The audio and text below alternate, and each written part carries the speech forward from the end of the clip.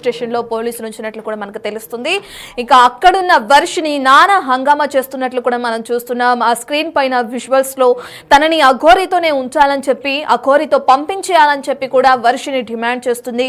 నేను ఇక్కడ స్టేషన్ లో కానీ తన తల్లిదండ్రులతో కానీ వెళ్లేందుకు సిద్ధంగా లేను అని చెప్పి కూడా వర్షిని తెలుపుతుంది. ఆ లేడీ అఘోరితోనే పంపించేయాలని చెప్పి కూడా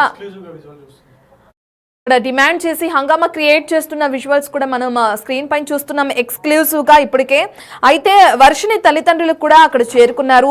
వాళ్ళ తల్లిదండ్రులు ఆరోపిస్తున్నారు ఇప్పటికే కావాలనే నా కూతురికి కొన్ని డ్రగ్స్ ని అలవాటు చేశారు ఆ కోరి అని చెప్పి కూడా వర్షిని తల్లిదండ్రులు ఆరోపిస్తున్నారు. ఇక ఏదేమైనప్పటికీ ఇప్పటికే అక్కడున్న పోలీసులు రిహాబిలిటేషన్ కి పంపించేందుకు కూడా సన్నాహాలు చేస్తున్నట్లు కూడా మనకు తెలుస్తుంది. పోలీసులతో కూడా వర్షిని కుటుంబ సభ్యులు వాగ్వాదానికి దిగినట్లు కూడా మనం చూస్తున్నాం. వర్షినిని తమతోనే పంపించాలని అటు తల్లిదండ్రులు డిమాండ్ చేస్తున్నారు. లేని పక్షంలో తనని లేడీస్ జైల్లోనే వేసి బీటెక్ కూడా కంప్లీట్ చేయించాలి, ఆ బాధ్యత మొత్తం పోలీసులు మీరే తీసుకోవాలి అని చెప్పి కూడా పోలీసుల్ని ఆ వర్షిని తల్లిదండ్రులు డిమాండ్ చేస్తున్నట్లు కూడా మనం చూస్తున్నాం. మనం స్క్రీన్ పైన చూస్తున్న విజువల్స్ ఎక్స్క్లూజివ్ గా బిగ్ టీవీ పైన మనం చూస్తున్నాం. అవి వర్షిని ఇప్పుడు ఏదైతే ఆ తల్లిదండ్రులతో వెళ్ళడానికి నిరాకరిస్తుందో దానికి సంబంధించిన ఎక్స్క్లూజివ్ విజువల్స్ మనం చూస్తున్నాం స్క్రీన్ పైన. ఇక శంకరపల్లి పోలీస్ స్టేషన్ లో ప్రస్తుతానికి వర్షిని ఉన్నట్లు కూడా మనకు తెలుస్తుంది. అయితే వర్షిని ఏమంటుంది, తన వర్షన్ ఏ విధంగా ఉంది, ఆ కోరితోనే వెళ్ళిపోతానని చెప్తున్న క్రమంలో మరి పోలీసులు ఎటువంటి నిర్ణయాలు తీసుకునే అవకాశం కనిపిస్తుంది. వర్షిని కూడా వైద్య పరీక్షలు నిర్వహిస్తున్నారా? దీనికి సంబంధించిన పూర్తి డీటెయిల్స్ అందించడానికి మా ప్రతినిధి గౌతమి అందుబాటులో ఉన్నారు. గౌతమి, ఎలా ఉంది వర్షిని సిచ్యువేషన్? పోలీసులకి సహకరిస్తున్నారా? వైద్య పరీక్షలు నిర్వహించుకోవడానికి ఆవిడ ఓకే చేస్తున్నారా లేదా? అసలు తన వర్షన్ ఏ విధంగా ఉంది? డీటెయిల్స్ ఏంటి? రైట్ రత్న, ప్రెసెంట్ మనం శంకరపల్లి పిఎస్ దగ్గరే ఉన్నాము. అయితే పొద్దున్న నుంచి కూడా ఈ అరెస్ట్ అనేది ఏదైతే ఉందో చాలా సంచలనంగా మారింది. అయితే అందరూ కూడా క్వశ్చన్ చేస్తూ ఉన్నారు, అసలు వర్షిని ఎక్కడుంది, ఏం చేస్తుంది, తన కుటుంబానికి ఏమైనా అప్పచెప్పారా లేదా అని చాలా మంది వివరణ అడుగుతూ ఉన్నారు. అయితే ప్రెసెంట్ శంకరపల్లి పిఎస్కి అయితే వర్షిని తీసుకొచ్చినట్టు కూడా తెలుస్తోంది.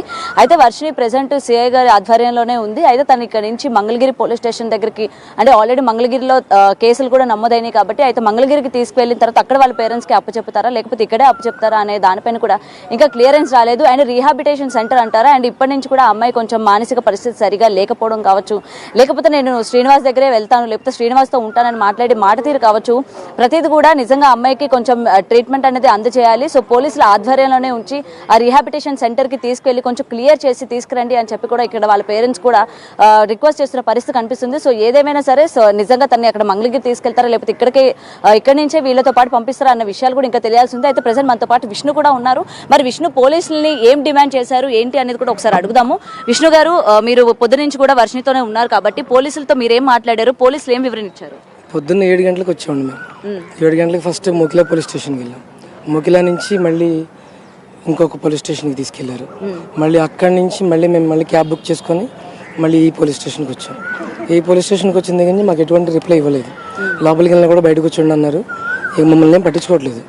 ఇందాక నేను గట్టిగా లోపలికి వెళ్ళి అడిగితే ఆ అమ్మాయికి ఇష్టం లేదు మీతో రావటం, ఆ అమ్మాయిని మేము ఇలా రీహాబిలిటేషన్ సెంటర్కి అలా పంపిస్తామని మాట్లాడారు.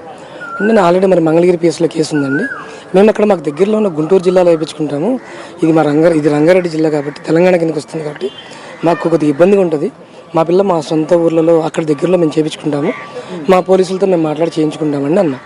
అంటే ఆయన చాలా రాష్గా చెప్పేశాడు, ఎన్నో కుదరలేండి మీరు వెళ్ళిపోండి, మా పని మేము చేస్తామన్నారు. నేను ఆ తర్వాత అందరికీ చెప్పడం జరిగింది, వాళ్ళ అమ్మ నాన్న వాళ్ళ అన్నయ్యని అందరినీ పిలిపించి విషయం చెప్పడం జరిగింది. ఇప్పుడు ఏదైనా అంటే ఇప్పటి వరకు మీతో ర్యాష్ గా బిహేవ్ చేశారని చెప్పారు కదా, మరి ఆ తర్వాత ఇప్పటి వరకు ఆ పిల్లపైన ఎటువంటి కేసు నమోదు చేయలేదు, అంటే పోలీస్ స్టేషన్ లో పెట్టుకున్న రైట్స్ లేవు 6 తర్వాత ఒక లేడీని, మరి ఇప్పుడు ఎక్కడికి పంపిస్తారు ఏంటి అన్న ఇన్ఫర్మేషన్ ఏమైనా ఉందా? లేదండి, ఇప్పుడే మాటలు జరుగుతున్నాయి లోపల, ఏంటనేది ఒక 10 నిమిషాల్లో తెలిసిద్దని అనుకుంటున్నాను. మీరు వర్షినితో మాట్లాడారా? ఒక్కసారి మాట్లాడాను, తను కూడా చాలా ర్యాష్ గా బిహేవ్ చేస్తుంది. అంటే మిమ్మల్ని కొట్టే ప్రయత్నం తిట్టడమే చేస్తుంది, కొద్దిగా బూతులు కూడా వాడుతుంది గట్టిగానే. ఏంటంటే ఆ మందుల ప్రభావం కొద్దిగా ఉంటుంది కదండి, కొద్దిగా వాళ్ళ వల్ల వచ్చిన సమస్యలు ఉంటాయి కదా, ఆ సమస్యలతోనే బాగా నలిగిపోయింది. కాళ్ళకి చెప్పులు వేసుకోకపోవడం వల్ల కాళ్ళు పాడైపోయినాయి, ఫేస్ పాడైపోయింది, మొత్తం బాడీ పాడైపోయింది. వర్షిని ఇంతకు ముందులా లేదండి, మాక్సిమం 6 months అబౌవ్ పడుతుంది మళ్ళీ ఆ అమ్మాయి మనిషిగా మారాలన్నా అంత ముందున్న వర్షంలాగా తయారవ్వాలన్నా 6 నెలలు పడుతుంది. అంటే ఏ విధంగా ఉంది, మీరు దగ్గర నుంచి చూసారు కాబట్టి ఇంతకు ముందు ఉన్నంత ఆ చామదంతా లేదంటున్నారు. అమ్మాయి నీరసంగా ఉందా, అంటే తిండి తినలేని వాళ్ళు ఎలా ఉంటారో అలా ఉందా, లేకపోతే మీకు ఏమైనా తేడా కనిపించిందా అమ్మాయి ఫేస్? నేనైతే బాలకృష్ణ గారు, మన కాశీ బాలకృష్ణ గారు చెప్పిన దాన్ని నేను ఏకీభవిస్తాను ఫస్ట్ నుంచి. మందు పెట్టారని అనుకోండి, ఎందుకంటే ఒక మనిషి ఉన్నట్టు